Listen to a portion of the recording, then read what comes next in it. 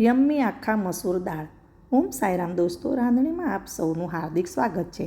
આવો જમવા આજે બનાવી છે મેં સાદી, સ્વાદિષ્ટ અને ઘરેલું આખા મસૂરની દાળ. એના માટે મેં આખા મસૂર 2 કપ લીધા છે અને પાણીમાં ભીગવી મૂક્યા છે 4-5 કલાક માટે. અને એક કાંદો અને ટામેટો મીડિયમ સાઇઝમાં મેં કાપી લીધો છે. હવે કઢાઈના અંદર 3 ચમચી તેલ લીધું છે. એના અંદર મેં જીરું નાખ્યું છે, લસણ, આદુ, મરચાં અને પેસ્ટ નાખી છે. તે તમારા હિસાબે ઓછી વધતી તમે કરી શકો છો. લસણ આના અંદર વધારે નાખશે તો ખૂબ જ સારું લાગશે.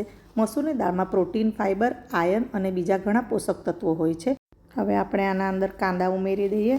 કાંદાને પણ આપણે કાચી સ્મેલ જાય ત્યાં સુધી અને ગોલ્ડન બ્રાઉન થાય ત્યાં સુધી આપણે એને થોડા થવા દઈશું. અને પછી 1 ચમચી હિંગ નાખીશું અને એને મિક્સ કરી નાખીશું. અને પછી આપણે એના અંદર ટામેટો નાખીશું.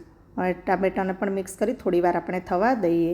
આ દાળનો આપણે રોજિંદા ભોજનમાં સમાવેશ કરવાનો ખૂબ જ સારો વિકલ્પ છે અને એ ખૂબ જ સરસ લાગે છે. હવે આપણે આના અંદર આપણા બેઝિક મસાલા નાખીશું. તેના અંદર 1 ચમચી હળદર નાખી છે, 1 ચમચી ગરમ મસાલો નાખ્યો છે, 1 ચમચી લાલ મરચું નાખ્યું છે અને 1 ચમચી ધાણા જીરું પાવડર નાખ્યો છે.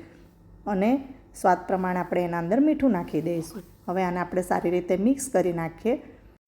હોટલોમાં અને રેસ્ટોરન્ટમાં જે લેન્ટીન સૂપ મળે છે તે જ આ મસૂરના ટુકડા કરેલી અને છાલ કાઢેલી જે લાલ દાળ હોય છે એનું બનાવેલું હોય છે. તે ખૂબ જ શક્તિવર્ધક હોય છે. આપણે હવે આ કાંદાના ટામેટા ચડી ગયા છે. એના અંદર આપણે 1 ચમચી ગોળ નાખીશું.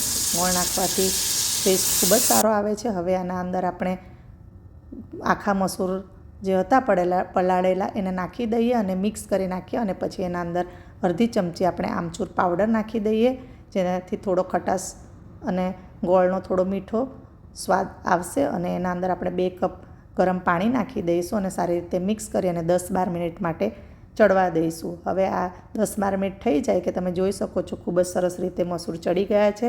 આ દાળને તમે રોટલી કે ભાત સાથે ખાઈ શકો છો. આપણે એને ધાણાથી સજાવી લઈએ. તમે પણ જરૂરથી આ રેસીપીને ટ્રાય કરજો અને મારી રાંધણીને લાઇક, શેર, સબસ્ક્રાઈબ કરજો. Thank you. આવો જમવા. ઈટ હેલ્ધી, સ્ટે મેન્ટલી વેલ્ધી.